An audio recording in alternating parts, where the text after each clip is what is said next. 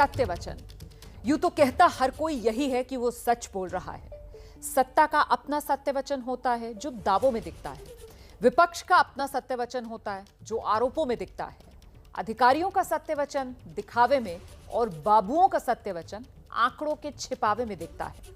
मगर सत्य वचन तो यह है कि जो दिखता है वो होता नहीं और जो होता है वो दिखता नहीं।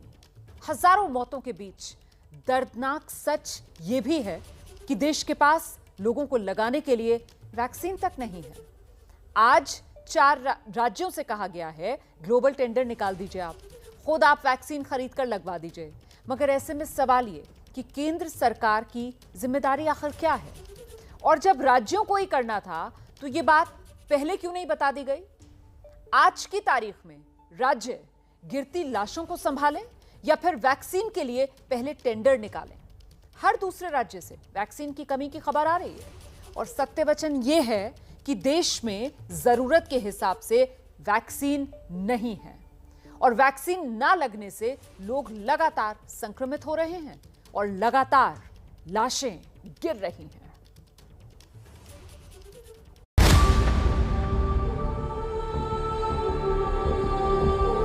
पहले देखिए 1-2 मटकियां लगती थी, आज 20-25 उसी रोड पर आप चले जाएंगे आपको। सारा मंत्री लोग इस जिला से है और यहाँ पे ऑक्सीजन बिना वहाँ पे पेशेंट को मार दिया जा रहा है।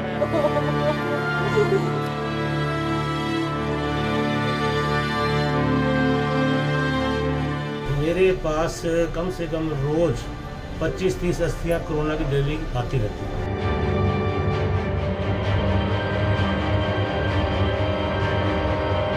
कोरोना की संक्रमण की स्थिति तो बहुत खराब है। घर के सामने उनकी माताजी यहाँ से गई, वहाँ उनको कोरोना हो गया।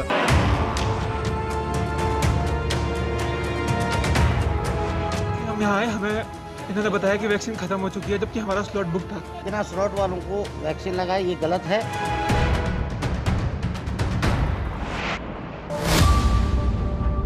विकास के महलों के बीच हिंदुस्तान में लाशों का टीला है।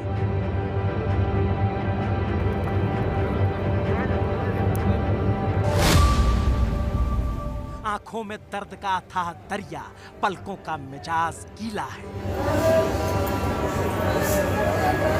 सर बचा लो, नहीं मिल रही, 3 दिन हो गए सर। डॉक्टर भर्ती नहीं ले रहे थे। यहाँ लोग बहुत परेशान। सत्ता, सरकार, सिस्टम ऊपर से लेकर नीचे तक हर पेच ढीला है।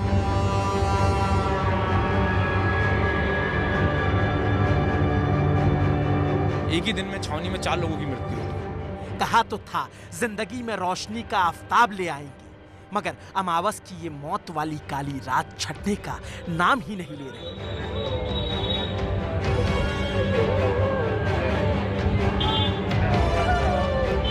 कहते हैं हुकूमत का एजाज चाहते हो तो अंधेरा होने पर भी लिखो रोशनी है, मगर ऐसे लाशों के इस दौर में हुकूमत का इस्तेमाल कोई करे भी तो करे कैसे? और हम तो सत्य वचन वाले हैं, सत्य वचन ही लिखेंगे, सत्य वचन ही कहेंगे।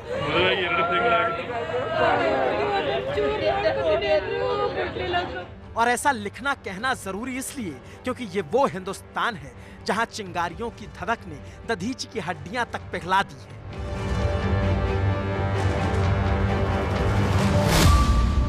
ये वो हिंदुस्तान है जहां की जनता को ख्वाब दिखाए गए कि हवाई चप्पल पहनने वाला एक दिन हवाई जहाज में कुर्सी की पेटी बांध कर उड़ेगा, मगर किसे पता था कि उसी हवाई चप्पल पहनने वाले की लाश को एम्बुलेंस तक नसीब ना होगी और बाइक पर यूं उसके पैर को बांधा जाएगा, उसे बांध कर ले जाया जाएगा।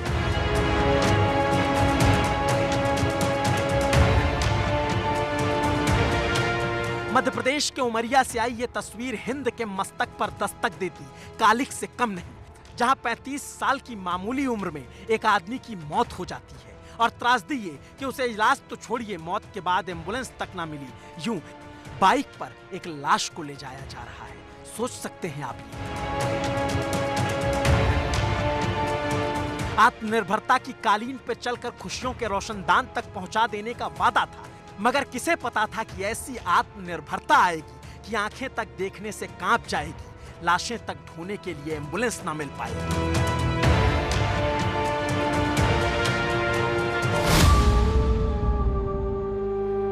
क्या कोई बता सकता है कि ये कहां आ गए हैं? कोई बता सकता है कि पिछले 4 दिनों से जीवन देने वाली गंगा लाशें क्यों उगल रही है? कोई बता सकता है कि सुकून देने वाले साहिल लाशों से क्यों उलझ रहे हैं?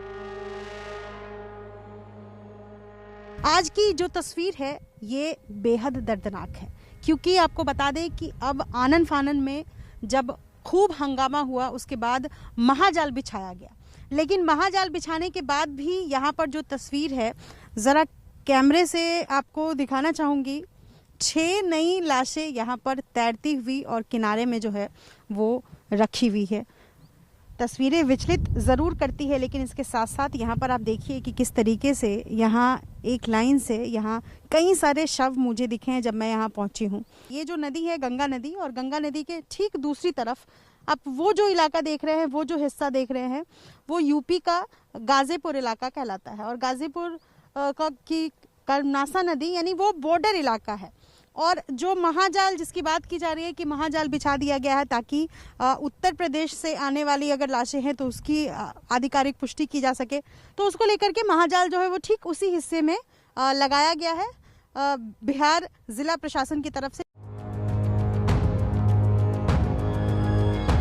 बक्सर में गंगा लाशें उगल रही हैं, देश भर में शमशान राखें उगल रहे हैं, कब्रिस्तान माटी उगल रहे हैं, हिंदुस्तान आहें निगल रहा है, जर्रा जर्रा अंदर ही अंदर से सुलग रहा है।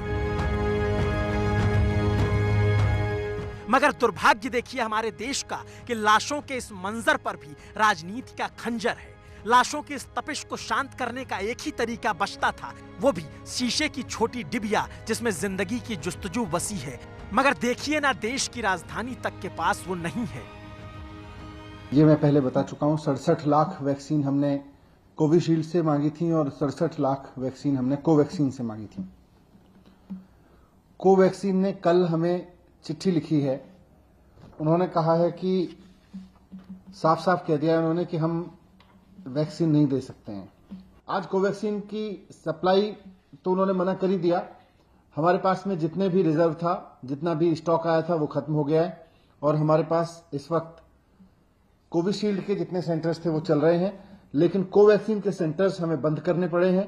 17 स्कूलों में करीब 100 से ज्यादा सेंटर्स हमको बंद करने पड़े हैं कोवैक्सीन के।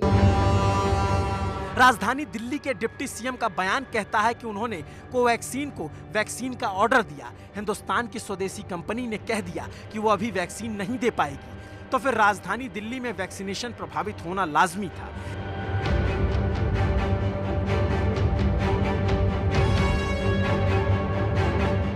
जहां कोविशील्ड वैक्सीन है वहां फिर भी गनीमत है, मगर जहां कोवैक्सीन लगनी थी वो सेंटर बंद हो गए। दिल्ली की केजरीवाल सरकार की तरफ से हमला था तो केंद्र की मोदी सरकार की तरफ से उसका पक्ष रखने के लिए बीजेपी प्रवक्ता ने आने में देर नहीं लगाई। आज जो मनीष सिसोदिया जी ने कहा कि भारत बायोटेक का एक चिट्ठी आया हुआ है, उस चिट्ठी में भारत बायोटेक खुद ही लिखती है, we acknowledge with thanks receipt of your letter dated 7th May 21 regarding supply of Covaxin, we appreciate your interest in procuring. मतलब आपने हमें कहा कि आपने 26 तारीख से प्लान किया, मन बनाया, और उसके बाद आपने चिट्ठी लिखी 7 मई को, जवाब मिला 11 मई को, और चिट्ठी भी 7 मई को क्या लिखा, हमारा इंटरेस्ट है, हमारे मन में इच्छा है कि हम खरीदें। इच्छा से नहीं होती है, नेगोशिएशन के कुछ फंडे होते हैं। मुझे कष्ट हो रहा है ये कहते हुए, नेगोशिएशन में एडवांस पेमेंट करना होता है, जो आपने खुद माना है कि आपने एडवांस पेमेंट नहीं किया है। नेगोशिएशन में आपको ऑर्डर प्लेस करना होता है, you have to place the order कि हमें इतना वैक्सीन चाहिए और वो ऑर्डर इस प्रकार से है, इसका इतना अमाउंट हम पार्ट पेमेंट अभी करेंगे या फुल पेमेंट अभी करेंगे। इस प्रकार से ऑर्डर प्लेस होते हैं जो आपने नहीं किया। बीजेपी कहती है कि वैक्सीन को ऑर्डर ही नहीं दिया और केजरीवाल सरकार कहती है कि हमने तो ऑर्डर दिया मगर वैक्सीन ही नहीं मिल रही। तो फिर इसमें सत्य वचन क्या है? असल में सत्य वचन ये है कि जब से 18+ वालों को टीका लगना शुरू हुआ है तब से पूरे देश में टीके की किल्लत हो गई है। आज की तारीख में सिर्फ 24,46,000 लोगों को वैक्सीन लग पाई। मई के इस महीने में औसतन सिर्फ 18,71,000 लोगों को वैक्सीन लग पाई है, जबकि अप्रैल के महीने में औसतन 28,69,000 लोगों को वैक्सीन लग रही थी। जरूरत अभी एक दिन में 60 लाख लोगों को वैक्सीन लगने की है, लेकिन वैसा होता दिख नहीं रहा। और सिर्फ दिल्ली ही नहीं, सभी राज्यों में 18+ वाले लोगों को वैक्सीन लगवाने में दिक्कत हो रही है। बस फर्क सिर्फ इतना है कि बीजेपी के राज्य के मुख्यमंत्री कुछ बोल नहीं रहे और विपक्ष के राज्य वाले नेता कुछ छोड़ नहीं रहे।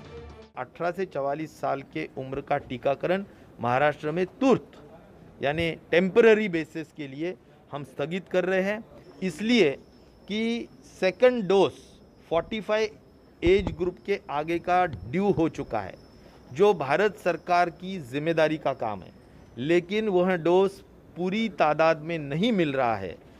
महाराष्ट्र की सरकार ने 18 साल के ऊपर के लोगों के लिए फिलहाल वैक्सीनेशन पर रोक लगा दी और वजह यही कि राज्य सरकार के पास वैक्सीन लगवाने के लिए है ही नहीं। यही हाल राजस्थान का भी है, पंजाब का भी है, जहां लंबी लंबी कतारें तो लग रही हैं, लेकिन वैक्सीन हर किसी को नहीं लग पा रही है। वैक्सीनेशन बेशक चली है, बट जो मेन इशू इस वक्त सामने आ रहा है वैक्सीनेशन में वो है वैक्सीन की शॉर्टेज। इस वक्त हम doctor BR Ambedkar state institute of medical sciences Mohali civil hospital के साथ ये इंस्टीट्यूट है, उसमें खड़े हैं। वैक्सीन के लिए लाइनें लगी हैं। आप देख सकते हैं कि youth 18 plus age category, 18 plus और 45 बिलो कैटेगरी के जो लोग हैं वो काफी संख्या में यहाँ आए हैं। लंबी लाइनें लगी हैं यहाँ वैक्सीनेशन के लिए। अब हमें अब 2 घंटे से लाइन में लग के अगर हमें आप ये बोल रहे हो कि आप वापस जाइए, तो हमारे लिए भी हर रोज आना हमारे लिए पॉसिबल नहीं है। 1 घंटा 1.5 घंटा खड़े होने के बाद देन ही सेड कि हम नहीं करा सकते, अपने सर्टिफिकेट लेके आओ, तो आपको पहले इन्फॉर्म करना चाहिए। और इतनी बारिश में भीगने के बाद आप ये कह रहे हैं कि वापस जाओ, तो पहले कह रहे थे भाई। 7:30 बजे से खड़ा हूँ लाइन में, और अब हमारी नंबर आ रहा है तो उस टाइम ये बोल रहे हैं कि अभी आप MC से सर्टिफाई करवा के लाओ। अब वो ये कह रहे हैं कि 45 प्लस वाले को ही वैक्सीनेशन प्रोवाइड करेंगे हम। तो जब क्राइटेरिया 18 प्लस का निकल चुका था तो 45 को सडन आज ही क्यों करना है? 2-3 दिन से तो 18 प्लस चल ही रहा था ना, without any notification, without any need of anything. यानी साफ है कि राज्यों के पास पर्याप्त मात्रा में वैक्सीन नहीं है। अप्रैल के मुकाबले मई महीने में वैक्सीनेशन की रफ्तार भी सुस्त पड़ गई है और महामारी की रफ्तार रेलगाड़ी पर सवार है। जबकि याद कीजिए, प्रधानमंत्री मोदी ने खुद पिछले महीने टीका उत्सव की शुरुआत की थी। क्या हम 11 अप्रैल से 14 अप्रैल पूरे अपने राज्य में टीका उत्सव मना सकते हैं? एक पूरा वातावरण क्रिएट कर सकते हैं टीका उत्सव का। एक विशेष अभियान चलाकर हम ज्यादा से ज्यादा एलिजिबल लोगों को वैक्सीनेट करें, जीरो वेस्टेज तय करें हम कि इन 4 दिन जो है टीका उत्सव में जीरो वेस्टेज होगा। हमारा प्रयास यही होना चाहिए कि इस टीका उत्सव हम ज्यादा से ज्यादा लोगों को वैक्सीनेट करें, और वो भी एलिजिबल वर्ग को। प्रधानमंत्री ने हर व्यक्ति को वैक्सीन लगवाने का अभियान चलाया था, लेकिन वो अभियान उस तेजी से सफल नहीं होता दिख रहा जिस तेजी से होना चाहिए था। और दिल्ली के डिप्टी CM इसके लिए केंद्र सरकार की वैक्सीन डिप्लोमेसी को जिम्मेदार बता चुके हैं। अगर मार्च के महीने में भारत सरकार ने ये डिसाइड कर लिया होता, केंद्र सरकार ने डिसाइड कर लिया होता कि हम वैक्सीन विदेशों को बेचने की जगह अपने देश के लोगों को लगाएंगे, तो 6.5 करोड़ वैक्सीन अब तक हमारे देश के लोगों को और लग गई होती। ये 6.5 करोड़ लोग जिनको वैक्सीन लग गई होती, ये खुद भी सुरक्षित होते और दूसरों को भी कोरोना फैलाने से बचते। लेकिन अपने देश के लोगों को वैक्सीन लगवाने की जगह भारत सरकार ने, केंद्र सरकार ने तय किया कि हम पाकिस्तान को भेज देंगे, अफगानिस्तान को भेज देंगे, ईरान को भेज देंगे, बांग्लादेश को भेज देंगे, श्रीलंका को भेज देंगे, ओमान को भेज देंगे, ईरान को भेज देंगे, अपने देश के लोगों को वैक्सीन नहीं लगवाएंगे। ये सबसे बड़ी गलती हुई है भारत सरकार से। भारत सरकार को इस बात को मानना चाहिए कि हमें विदेशों में नहीं भेजना चाहिए। और सवाल ये बड़ा है क्योंकि जब हिंदुस्तान के लोगों को वैक्सीन नहीं लगी थी, फिर दूसरे मुल्कों को वैक्सीन बांटने की क्या जरूरत थी? तो इसका जवाब बीजेपी ने दिया। देखिए, ये जो वैक्सीन बाहर भेजे गए वो 2 कैटेगरी में भेजे गए हैं। जो पहला कैटेगरी है जिसमें लगभग 107 लाख अर्थात 1 करोड़ 7 लाख आसपास वैक्सीन भेजा गया है, यह एड के रूप में भेजा गया है। बाकी जो वैक्सीन भेजी गई है, 84% जो वैक्सीन भेजी गई है, लगभग 5 करोड़ से अधिक, वो लायबिलिटी के रूप में भेजी गई है, जो आपको करना ही था। चाहे हमारी सरकार होती, चाहे किसी की भी सरकार होती, उसको वो क्वांटिटी भेजना ही था क्योंकि वो लायबिलिटी है। देखिए, ये डिप्लोमेसी नहीं है, ये डिप्लोमेसी के साथ साथ ये एपिडेमियोलॉजी भी है। बीजेपी कहती है कि कूटनीति की वजह से मजबूरी थी देना, लेकिन यहाँ सवाल ये भी है कि आखिर अमेरिका की वो मजबूरी क्यों नहीं थी? अमेरिका ने भारत की तरह दूसरे देशों को वैक्सीन क्यों नहीं बांटी, पहले अपने लोगों को ही क्यों लगवाई? ब्रिटेन ने भी भारत की तरह दूसरे देशों को वैक्सीन क्यों नहीं दी? जापान ने भी अपनी वैक्सीन दूसरे देशों को पहले क्यों नहीं दी? इन सभी देशों ने और कमोबेश हर देश ने सबसे पहले अपने नागरिकों को प्राथमिकता दी और अपने लोगों को वैक्सीन लगवाई। उसके बाद दूसरे देशों को वैक्सीन देना शुरू किया। लेकिन क्या इन देशों के लिए वैक्सीन डिप्लोमेसी मायने नहीं रखती थी, या इन्होंने दूरदर्शिता दिखाई और पहले अपने लोगों को बचाया, फिर दूसरे देशों को देखना शुरू किया? लेकिन हिंदुस्तान के नीति नियंता यही मात खा गए। पहले दूसरे देशों को वैक्सीन बांटना शुरू कर दिया और अब कह रहे हैं कि 18 साल के ऊपर वालों के लिए वैक्सीन खुद ही राज्य सरकार मंगवाए और ग्लोबल टेंडर के जरिए उसे खरीदे। भारतीय जनता पार्टी एक नया शिगुफा लेके आई है। कल एक झूठ लेके आए थे, आज एक नया शिगुफा ले आए, प्रोपेगेंडा ले आए। कह रहे हैं दिल्ली सरकार ने इंटरनेशनल टेंडर नहीं किया। कह रहे हैं दिल्ली सरकार को इंटरनेशनल टेंडर करना चाहिए था, ग्लोबल टेंडर करना चाहिए था और वैक्सीन ले आनी चाहिए थी। सारे राज्य जाएं और जाके इंटरनेशनल कंपनियों के सामने ग्लोबल टेंडर करें और वैक्सीन ले आए अपने लिए। मतलब बीजेपी कह रही है कि अब सारी राज्य सरकारें इंटरनेशनल कम्युनिटी में जाके आपस में लड़ें, एक दूसरे को काटें और फिर कहें भाई हमें वैक्सीन चाहिए, फिर वैक्सीन छीन के लाएं, उनसे वैक्सीन खरीद के लाएं। दिल्ली जाए हम यूपी से ज्यादा महंगी ले लेंगे, यूपी जाए हम बिहार से ज्यादा महंगी ले लेंगे, बिहार जाए हम पश्चिम बंगाल से ज्यादा महंगी ले लेंगे। सब इंटरनेशनल मार्केट में खड़े होके आपस में राज्य एक दूसरे से लड़के वैक्सीन लेके आए। ये भारतीय जनता पार्टी नया मॉडल लेके आई है वैक्सीन का, कोरोना से लड़ने का। तो सवाल वाजिब भी है कि जब ग्लोबल टेंडर के जरिए राज्य सरकारें बोली लगाकर वैश्विक मंच पर वैक्सीन खरीदेंगी तो केंद्र सरकार क्या करेगी? और सवाल ये भी कि अगर 18+ वालों को वैक्सीन राज्य सरकारों को ही लगवानी थी तो ये बात पहले क्यों नहीं बताई गई? वैक्सीनेशन का काम जब केंद्र सरकार ने शुरू किया था तब पहले ही राज्यों को क्यों नहीं इसके लिए सचेत किया गया?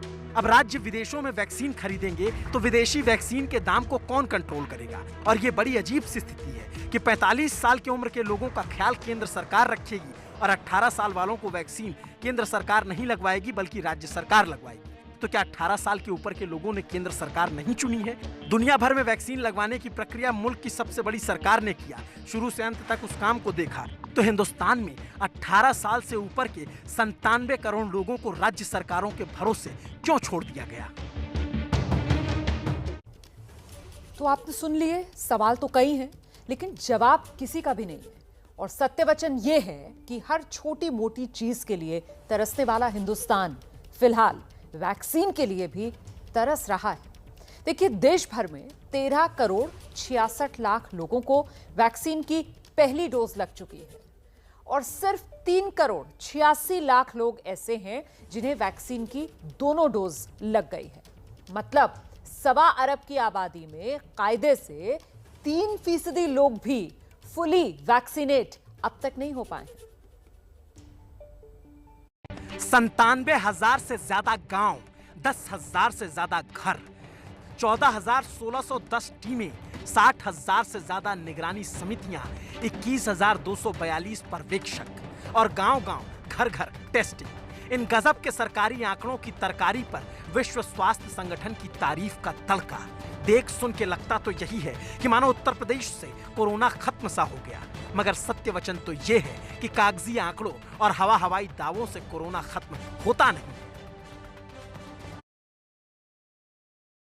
नहीं, हमारे यहाँ तो नहीं आई होंगी, तो हो सकता है बड़ा गांव उस साइड आई हो, लेकिन इधर नहीं है। इधर नहीं, जिधर हुआ है तो उधर ही लोग बता पाएंगे। अब इधर तो कोई आया नहीं टीम का। उत्तर प्रदेश की सरकार ने WHO की टीम के साथ काम किया और योगी सरकार ने दावा किया कि गांव-गांव घर जाकर सर्वे किया गया और WHO के नाम पर पीठ भी खूब थपथपाई गई। तो हमारे संवाददाता संजय त्रिपाठी उसी का सत्य वचन जानने के लिए राजधानी लखनऊ से मात्र 25 किलोमीटर दूर जबरौली गांव पहुंच गए। स्वास्थ्य विभाग दावा कर रहा है कि उत्तर प्रदेश के 97,000 गांवों में निगरानी समितियों को भेजकर वहां लोगों का स्वास्थ्य का परीक्षण किया गया है। जिस भी व्यक्ति को संक्रमण के लक्षण नजर आते हैं उनका टेस्ट किया गया है। ग्राउंड रियलिटी क्या है, ये हम राजधानी लखनऊ के मोहनलालगंज की तहसील में आए हुए हैं जानने के लिए। जबरौली गांव है ये और ग्रामीण आप देखेंगे यहाँ बैठे हुए हैं कई सारे। यहाँ भैंसों का तबेला बनाने का काम चल रहा है। सबसे पहले आप बताइए आपका नाम क्या है? सुनील कुमार शर्मा। सुनील जी, क्या स्थिति है गाँव की? बहुत स्थिति गड़बड़ है। कैसे? यहाँ पे कोई भी टीम नहीं आ रही है, न कोई शासन प्रशासन यहाँ पर कोई ध्यान दे रहा है। यहाँ पे ना कोई दवाई मिल रही है। आदमी अगर तबीयत खराब हो जाती है तो मोहनलालगंज जाता, वहाँ कोई डॉक्टर भी लेता भी नहीं है। जहाँ बता दीजिए आप कोरोना तो कह देते वापस कर दीजिए। शासन प्रशासन ये कह रहा है कि मैं दावा कर रहा हूँ कि हमारी टीम जा रही है, यहाँ कोई भी टीम नहीं जा रही है। यहाँ लोग बहुत परेशान हैं। ऐसा भी यहाँ के प्रधान ने दावा किया कि कई लोगों की मौत कुछ दिनों में हुई है, वो संख्या क्या है? हाँ, तो कम से कम 40-50 है आसपास। 40-50 लोग कितने दिनों मारे गए? अरे एक ही महीना में। सरकार कहती है गांव-गांव घर-घर टेस्ट कर लिया, गांव वाले कहते हैं साहब कोई आया ही नहीं। कौन सच्चा है कौन झूठा, आप लोग ही तय करिए। जबरौली गांव में करीब 40 मौत हो चुकी है। सारे दावे आंकड़ों में दफन हो चले हैं, क्योंकि जुबान तो सत्य वचन कहती है। क्या स्थिति है गांव में? क्या लोगों को बुखार हो रहा है या कोरोना जैसे लक्षण दिख रहे हैं? क्या कोरोना जैसे लक्षण कई लोगों के थे। कई लोग तो हमारे सामने ही, घर के सामने उनकी माता जी यहाँ से गई, वहाँ उनको कोरोना हो गया। उसके बाद वो वहीं दम तोड़ दी, घर भी मिट्टी नहीं लौट के आ रही, वहीं दफन कफन उनका हो गया। उनको तो कोरोना था, उनके घर वालों को कोरोना था। और कितने लोग मरे, जिन लोगों का टेस्ट हुआ उनका तो निकला, जो का नहीं टेस्ट कराया उनका तो पता ही नहीं क्या होगा। सरकार तो कह रही है कि हम गांव-गांव में भेज रहे हैं निगरानी समितियों को, जो टेस्ट कर रहे हैं, ट्रीटमेंट कर रहे हैं। ऐसे कोई समितियां यहाँ पर आई? सरकार पता नहीं कौन से गांव भेज रही, कहाँ भेज रही है। हम लखनऊ के राजधानी से 28 किलोमीटर 25 किलोमीटर दूरी पर है। जब हमारे गांव टीम नहीं आई तो हम कैसे मान लें कि पूरे उत्तर प्रदेश में ऐसा अभियान चल रहा है कि सब जगह टीकाकरण हो गया है।